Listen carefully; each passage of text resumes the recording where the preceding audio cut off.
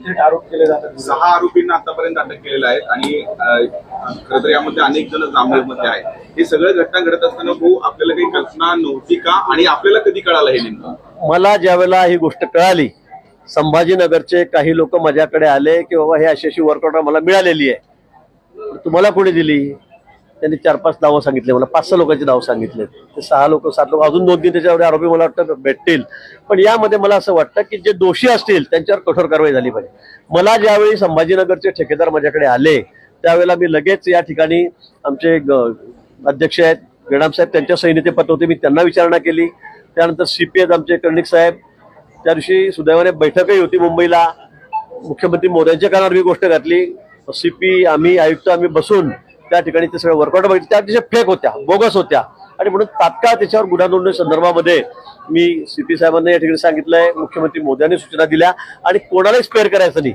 माझा एक दूरचा नातेवाईक आहे, त्याने ती चोरी केलेली आहे आणि तो त्याचा थोडा तो तसा या बाबतीमध्ये सराईत आहे, हे सगळ्या गावाला माहित आहे। आणि म्हणून मला असं वाटतं की या ठिकाणी तो असेल, त्याच्याबरोबर काही लोक आहेत, धुळ्याचा कोणी एक जनाब आहे, या लोकांनी मिळून हा सगळा गुन्हा केलेला आहे। त्यांना आता अटक करण्यात तात्काळ अटक करण्यात आलेली, म्हणजे त्यांना कळायची आताच आम्ही त्यांना काही लोकांना ताब्यात घ्यायला सांगितलं होतं, त्यांना ताब्यातही घेतलेलं आहे। 2 महिने आधी मुंबईच्या काही लोकांनी असाच प्रयत्न केला, 3 गुन्हे त्यांच्यावरही दाखल झालेले आहेत, त्यांनी सुद्धा अशा फेक वर्क ऑर्डर या ठिकाणी दिलेल्या होत्या। मला वाटतं ही प्रवृत्ती आहे आणि ह्या अशा प्रवृत्तींना ठेचलं पाहिजे, नाही तर अन्यथा असं कोणत्याही कामाचं काम निघालं की लोक बोगस वर्क ऑर्डर देत राहतील। त्यांनी समोरच्यांना फसवलं, ठेकेदारांना त्याच्यातून काही पैसे घेऊन टाकले, आता ते बिचारे ओरडत फिरतायत। पण त्यांनी सुद्धा मला असं वाटतं त्यांनी सुद्धा पाहूनच हे केलं पाहिजे। तुम्ही जर 100 कोटी रुपयाची त्या ठिकाणी वर्कआउट घेता तर तुम्ही काही टेंडर भरलं होतं का? त्याला काही आधार आहे का? काहीच नाही का? तुम्ही 1 रुपया भरत नाही, कुठे काही तुमची अनामत रक्कम भरत नाही, टेंडर नाही आणि बिना टेंडरने तुम्ही त्यांना पैसे देतात, वर्क ऑर्डर घेतायत। मला वाटतं त्यांची चूक आहे, अशा पद्धतीने कोणी फसू नका।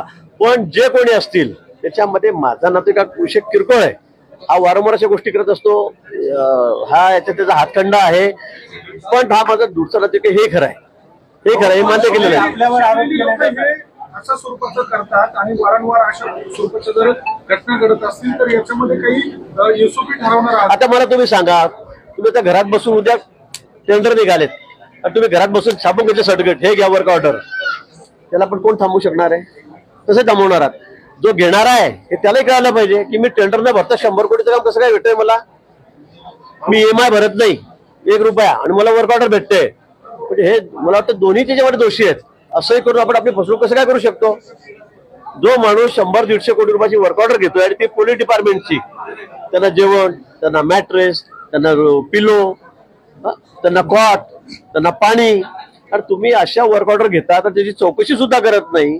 आता 10 लाखाच्या वर असं म्हणजे 10 लाखाची सुद्धा वर्क ऑर्डर लागते ना, पण तुम्ही असं न बघता 100 कोटी रुपयाचे ऑर्डर घेतात, मला वाटतं हा इथं शुद्ध मूर्खपणा आहे।